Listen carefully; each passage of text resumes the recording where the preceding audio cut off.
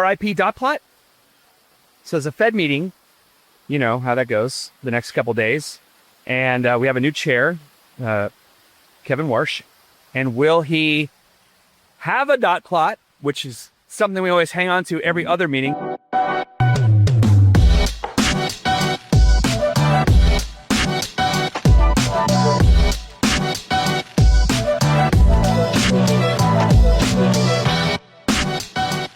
Hey, it's KP coming to you live from Dana Point.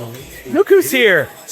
Look who's here. My board member. Let's go. And then we have Elisa from B-Resi. Hello. How are y'all? We're at the IMN Non-QM Forum in Dana Point. And I just got here and here KP style 1 hour late to a dinner. But I had a lot of work to do. Look at all these suits. There's about 30 of them. So we got some suits here. We got sunset. Just missed sunset.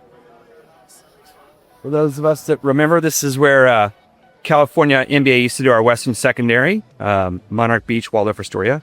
Shout out to Rich Rubinsky. I hear the Ohio NBA is having a wonderful event in Columbus. I've been traveling way too much with family. There you go, Catalina Island in the background. Okay, so RIP dot plot. So it's a Fed meeting. You know how that goes the next couple days. And we have a new chair, Kevin Warsh. And will he have a dot plot, which is something we always hang on to every other meeting. So every 12 weeks, they meet every 6 weeks. Will they? He's trying to say like, hey, we need to talk less and be less communicative. And we keep, getting the market, creating uncertainty. The dots are never right anyway. So will this be the last one? I doubt it, but he may hint at some changes, which will be interesting in their communication going forward. I read a great report from Mizuho this morning that said he will probably speak as a moderate dove. Which Chair Powell was actually a moderate dove in most cases. So there'll be some consistency there. Okay, the big thing, the Iranian conflict. Now, I'm going to take the other side of what you have heard me saying all along, is that when this thing ends, oil will nosedive and rates will improve. And here's why oil improved pretty quickly today. I'm not saying this deal's done, by the way. I mean, if you've studied history and just in this conflict, which is a little microcosm of how things happen in the Middle East, there are people there that want to keep conflict and war going because that's how they stay in power. So could be another head fake. It's not a done deal. It's a memorandum of understanding, and they're going to work it out over the next 60 days. I mean, 60 days, like we've been at it for 60 days plus. And I mean, it just takes, a couple rockets, drones, some attack somewhere to potentially derail it. So I don't know if this thing's going to last. I don't know. And that's what the bond market thinks. So it's so funny. I have friends who we trade stock trading notes on text, and, I read all the press in our business, the Iranian conflict, but taking all emotion out of it, I try and be a bond trader. I try and be like math, science, data, and facts. It's not a done deal. Inflation could still linger. May take a while for, of course, the strait to open and for oil to flow and for reserves to be replenished. I think China's used 25 million barrels of oil out of their, strategic petroleum reserve. U.S. has used some of theirs too. So, the rates may take a little longer to improve, but oil did dip. And of course, that could all change by the end of the week if it doesn't happen. Stock market ripped. It's great if you're in there. I'm cautiously optimistic, I think is probably the right approach. But it was good to see in the last 3 trading sessions about 10 basis points of improvement on the 10-year Treasury, getting, as low in that lower range, 444. What's it going to take to get below that? I think probably some data showing that inflation isn't that bad after whatever becomes the end result of this. So it could linger for a while. So But each of the last 2 years, July and August were the months of each of the last 2 years when the second half of the year, interest rates going down, a little kickoff and refis happened. So, and again, we're not anchoring our mindset to that. We're just talking about it. So those are my thoughts on that. And of course, big week. I'll also point out that, I read $48.7 trillion in equity and mortgages. That data just came out. That's a lot of equity. I think the guys at ABS Highway, I saw a video of Barry and Dan said about 14 trillion of that has mortgages on it. And so, then you look at the tappable equity. Then I did some math. I did some grok searches in honor of SpaceX and Elon being a trillionaire, actually 1.18 trillion. If you took away $1 trillion, you still have $180 billion. You'd be the eighth richest man in the world. It's all on paper, but still amazing. So tappable equity is still, rather high. And there's a lot of equity out there. There's a lot of free and clear homeowners.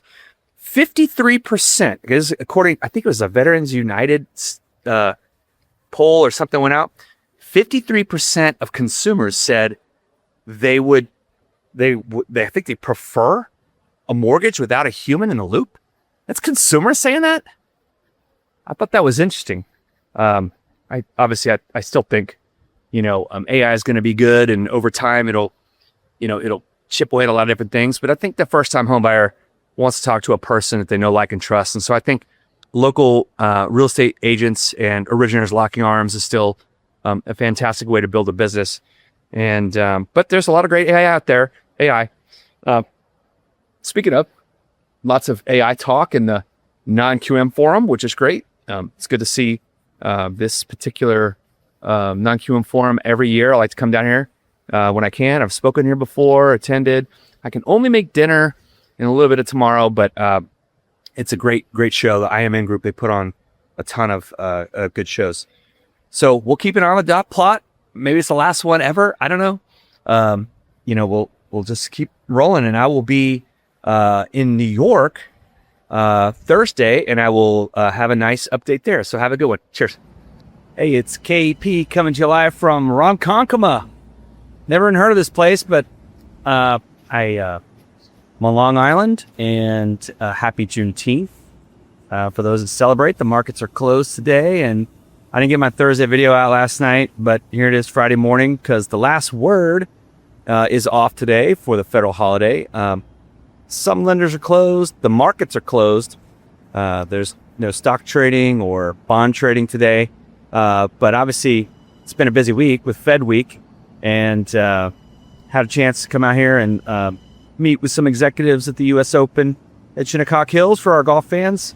Got to see people at ICE and hear about their strategy of continuing to go web-based and open up a lot of their APIs so we can build our ecosystems and have them custom tailored and fit and pick and choose the winners that all of us lenders like to use, which I like that approach. Good day. That's how Fed Chair Warsh started his conference. I got about 18 minutes before my train, by the way. Literally planes, trains, and automobiles Wednesday night, and then this morning in order, and now this morning in reverse. Had a Lyft driver drop me off, and I'm gonna take a train to Jamaica and air train it to JFK, and 6-hour flight back to LAX, and then fight 2-hour traffic and get locked in for Father's Day weekend. So hat tip to all the fathers out there. I say this every year on Juneteenth. It's just a reminder. It was a Texas holiday that was hijacked by the feds, and I like that it was, but it is a Texas holiday. It was something that was celebrated in Texas for many years. It's in celebration of after the Civil War was over, when the last Union soldiers made their way all the way to Galveston, Texas, on the coast, to finally free the slaves. And I will tell you, me and my brothers, growing up in the Dallas area, having barbecues on this weekend was always cool. So it is nice to see a little hat tip to Texas, in case you didn't know that. Good day. The memes for how Chair Powell will start his conference, some of you guys knew this, but whether he has said good morning or some other version of that would determine whether the market would tank or go up. So I don't know if Chair Warsh is always going to say good day, but I'll be curious to see. if there's any poly market bets on how he opens his meetings and how that impacts the markets. Speaking of poly market, they are owned by ICE, Intercontinental Exchange, which owns ICE Mortgage Technology. Okay, recap of the meeting. He did not put his dot down on the summary of economic projections, the dot plot. It is kind of a statement, a bold statement for his first meeting. The other 18 members were split 9 and 9 on the dot plot, whether they think by the end of the year we'll have a 25 basis point hike versus keeping rates steady. Of course, that can change. And the reason those dots changed is because of the Iranian conflict, which there seems to be a memorandum of understanding that's signed by Iran and the U.S. I have some thoughts on that. I think it's just kicking the can until after midterms. So I think President Trump realized how bad the damage is and how long it's going to take and how unserious Iran is in actually having peace. And so my guess is we're going to have some sense of stability more than what we've had. I mean, obviously we're not destroying their Navy, destroying their Air Force, destroying all their capabilities, destroying their nuclear stuff, which has set that regime back from doing the evil that it's done over many, many years. And so whether you believe that or not, those are facts. And oil prices were at $75 a barrel. ICE owns multiple exchanges around the world. They basically set price discovery for oil. And it's very interesting to hear some of the takes, from Chris Edmonds and Ben Jackson and some of the other executives there. Joe was there from ICE Mortgage Technologies and on the mortgage side, and we had a really good conversation about that stuff. But oil prices down. If they stay down because the strait is open, the way people feel about their pocketbook in September will translate into how they vote. The economy, stupid, as once was famously said. People vote their pocketbook. So we'll see if it works for how that translates into the ballot box in November. So my guess is after the election, the bombing will resume. That's the only way this regime is going to change. In my opinion, it's the only way we're going to actually be able to verify and dismantle their nuclear program. Could even be ground troops. I could absolutely see Kharg Island being taken over and secured. But none of that is very popular right now, even though it's probably ultimately in the long term for the world, the right thing to do. And we're the only country to do it because we're the greatest country in America. Have you seen the videos of the World Cup of everyone who has seen awful media in all their countries and how terrible our country is and how stupid we are and how awful it is and how everyone's all weird? Our country is amazing. Just going to Long Island, I mean, it's just beautiful out there. Never been past JFK this deep in the island and had a chance to kind of go to all these nice little towns around, old America and just see, American flags out and see people, locals out walking around and doing their thing and generally happy. And so love to see it when people come from other countries like Scotland and drink all the beer in Boston, or the Japanese fans eating Brontosaurus beef ribs in Austin and just, going bonkers, and they just can't believe, I saw a post from a guy from South Africa. He's like, this is me walking around at midnight, safe. A white man walking around, not being mugged. See those cars over there? They'll be broken into. That car is going too slow. If it was in Africa, it would be raided and broken into. And so just to hear the perspective of what it's like around the world, we don't know how good we have it. So on Juneteenth, let's be thankful for our freedom. And obviously on Father's Day this weekend, let's be thankful for our families and our kids and make the most of this weekend. As far as Warsh goes, he doesn't want to have the dot plot, which is why he made his bold statement not putting a dot down himself, because the dots are wrong. They're always wrong. I mean, they've gone up. They can't predict the future. And so the Fed moves at a slow pace anyway. And so I have a different take on this transparency versus not. They're not going to be as transparent. They're not going to give forward guidance. But he's got a task force for that.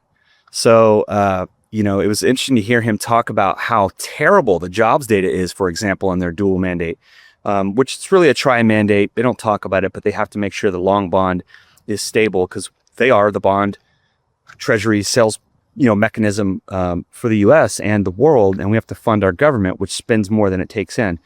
So he said that the data that they get are, quote, echoes from the past. And so, they have a task force for data. They have a task force for productivity and jobs. And I think if they start to use more modern data, I'll give you an example. When there was a government shutdown, the Bureau of Labor Statistics was not working. So everyone started using data from Revelio, and none of us had ever heard of it, unless, of course, you're a stock trader and you use that data. But getting real-time data, using Trueflation, like the guys over at Barry and Dan and the rest of the MBS Highway team, a real sense of what's going on with inflation, but it's not as bad as it seems because you're looking at Trueflation, the true data in real time. I contend that if the Fed does use better and more modern, more real-time data, they will be more transparent than ever because we'll know what data they're looking at, and it's better data than some stupid survey that people don't fill out. So I actually think they'll be more transparent if they do get more real-time data. They're going to take a look at their balance sheet. They're going to look at communications. They're going to look at, the balance sheet regime, as he called it. 5 task forces that should be done with their work by the end of the year, which will ultimately change the way the Fed operates. And so, again, most of the time they're wrong. They follow the bond market. Bond traders are the smartest people on the planet, and they seem to have a good pulse on what's going on. And on that note, we're only down to 443 on the 10-year. So, it's kind of a show me state. All right, we're in the low end of the range, this 440 to 460 within the broader range of 420 to 480. And, I stole that technical range from the good people at Mortgage News Daily. But we're at the low end of the range. We're not piercing down below it because it's not a done deal in Iran. Bombs could kick off this weekend or any other time, which is not necessarily a bad thing. That would be same as it ever was. Little skirmishes here and there. Is the Strait open? Yes, tankers are flowing through. We already knew that 200 tankers had rolled through under U.S. cover in the last several weeks, and now more tankers are flowing through there freely. And so if that opens up, you start to ease the supply side of it. Demand side of oil and that price is a different story. Demand has dropped because prices went high. Remember, the cure for higher oil prices is higher oil prices. And then after we get to the fall, we're in a seasonally low demand period anyway until we get to the winter when we need heating oil. So these prices may drop like a rock. They're at $75 now on oil futures. It's possible we get lower than that. And that's good for inflation, which then the dots would come back down if we're going to do dots again. But if we have real-time data, which we do, I just told you the price of oil, it's going to translate to the pump. And so, the Fed doesn't know. They just follow. So anyway, I think we're in a good spot. I did listen to the Q&A a little bit. The Fed Whisperer, Nick Timiraos from the New York Times, super brilliant. But he had some ends with the Powell administration and seemed to be the guy they would leak information to. Well, you could tell by the body language and the way that Fed Chair Warsh talked to him when he asked this question after Steve Leishman from CNBC, who humbly talked to him and seemed to have good rapport. When Nick Timiraos asked a question, Chair Warsh basically said, yeah, I already answered that. Next question. And then when he was done, he turned to the side almost immediately. You could tell by the body language that Nick Timiraos is out as an insider. He's no longer the Fed Whisperer, which is interesting. So you can cancel your New York Times subscription. They're kind of biased anyway. I like stock subscription stuff. No bias, no spin, math, science, data, and facts, which we need a lot more of that in real time and more transparently. And hopefully we get that from the new Fed chair. So lot to look forward to. And just one last commentary on rates. I see all these weird comments like, oh, the refi boom's not coming. These booms come in 2-3 days, a week at a time, sometimes longer than that. Don't forget, there are now 4 years of people with rates that can refinance at 6.25%. And they've been doing it. I mean, refinance business has been booming compared to the last couple of years. So get your strike rates ready, get all your calls out, set up all your opportunities. And there's my train, 12 minutes in. Have a wonderful time. 11 a.m. flight, JFK. Cheers. You've been listening to KP Talks Dollars and Cents, a top-rated show for those who want to learn about the economy and mortgage environment. Tune in each week for more episodes, and please leave us a 5-star review on Apple Podcasts and Spotify.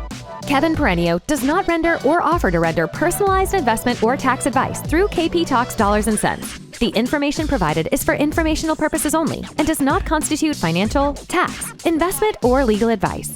For more info, follow KP Talks Dollars and Cents on all of our social channels.